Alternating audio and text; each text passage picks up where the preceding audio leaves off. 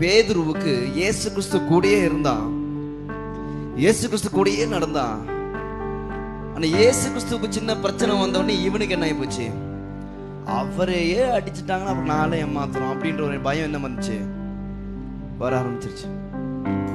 இங்க நம்ம யாரையோ முன்னாடி வச்சு நடக்கிறோம், யாரையோ நம்மளுக்கு முன்பதாக வச்சு நடக்கிறோம், அவங்களுக்கு ஏதாச்சும் சம்பவிச்சுச்சுன்னா ஆட்டோமேட்டிக் நமக்குள்ள என்ன இருக்குது.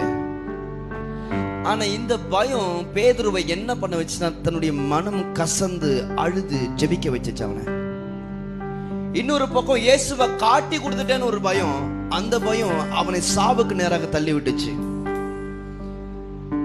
கிறிஸ்துவுக்கு நேராக பயந்து மனம் கசந்து அழுதவன் சொன்ன மாதிரி he got equipped. அடுத்த லெவலுக்கு அவன் என்ன பண்றான், ஆயத்தமாகறான். அதுக்கப்புறம் பேதுரு பயந்தாருன்னு பைபிள் எங்கேயும் இல்லை. அல்லேலூயா. உன்னுடைய பயம் உனக்குள்ள இன்னும் இருக்குதா, அதுக்கு காரணம் நீ இன்னும் எக்யூப் ஆகலன்னு அர்த்தம். ஃபியூச்சரை பார்த்தா பயமா இருக்கா, நிழலை பார்த்தா பயமா இருக்கா, இருட்டை பார்த்தா பயமா இருக்கா, தனியா நடக்கும்போது பயமா இருக்கா, நீ இன்னும் எக்யூப் ஆகலன்னு அர்த்தம்.